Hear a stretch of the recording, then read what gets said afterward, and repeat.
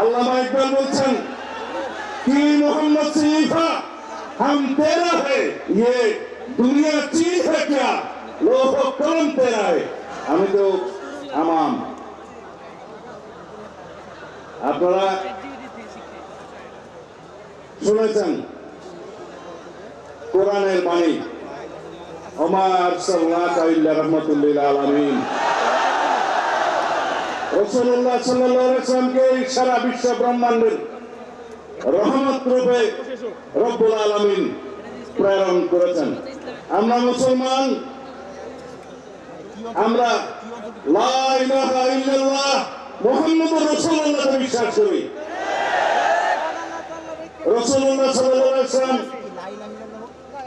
বলে গিয়েছেন আমি আখেরি নবী, আমার পরে কোন রাসূল আসবে না, কোন নবী আসবে না। যদি কেউ এরপরে কে দাবি করে থাকেন, নিজেকে নবী ঘোষণা করে থাকেন, তাহলে তিনি রাসূলুল্লাহ সাল্লাল্লাহু আলাইহি ওয়াসাল্লামের এই বাণীর মধ্যে নাই।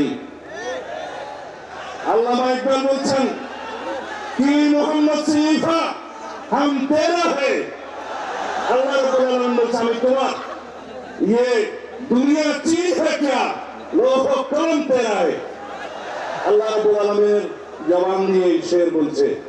তা আমরা রাসূলুল্লাহ সাল্লাল্লাহু আলাইহি ওয়াসাল্লামের আখেরি নবী হিসেবে বিশ্বাস করে কলেমা পড়ে আমরা মুসলমান হয়েছি। বাংলাদেশের মানুষ হিসেবে আমরা এই দেশের নাগরিক হিসেবে বাংলাদেশি পরিচয় বিশ্বাস করি, কিন্তু সারা পৃথিবীতে সমস্ত মুসলমান কম মিল্লাত ইসলামিয়া मजहब कौम मजहब से मजहब जो नहीं तुम भी नहीं जज्बाए बाहम नहीं महफिले अंजुमान भी नहीं এই হচ্ছে আমাদের শেষ বক্তব্য আল্লামা ইকবালের ভাষায় বলছে যদি মিল্লাত ইসলামী আমরা একটা থাকি সারা পৃথিবীতে আমাদের শক্তি। আমরা এই কওম হিসেবে মুসলমান হিসেবে পৃথিবীতে বিভক্তির কারণে আজকে প্যালেস্টাইন আমাদেরকে হত্যা করছে, গাজাতে নির্মম হত্যাযজ্ঞ চলছে, সারা পৃথিবীর বিভিন্ন জায়গায় আমাদের রোহিঙ্গা ভাইদেরকে হত্যাযজ্ঞে শিকার হতে হচ্ছে শুধু আমাদের দুর্বলতার কারণে। যাই হোক, আপনারা যেটা শুনতে চাচ্ছেন সেটা বলি।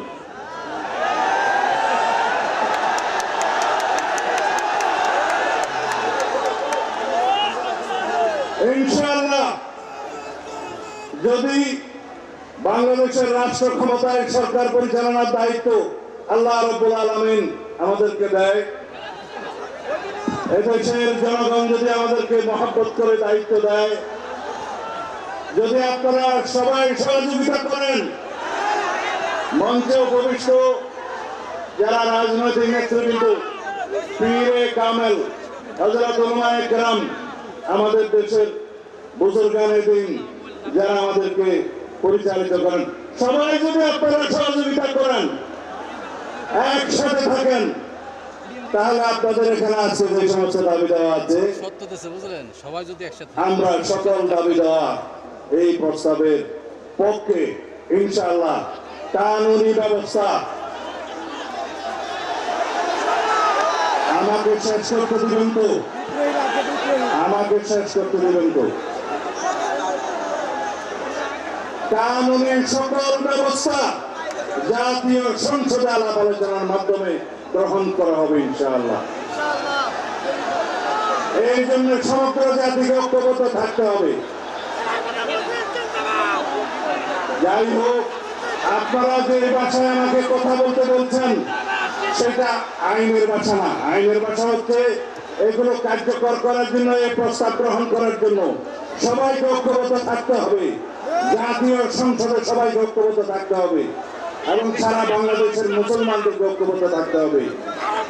আমরা ইনশাআল্লাহ আপনাদের এই প্রস্তাব গ্রহণ করব।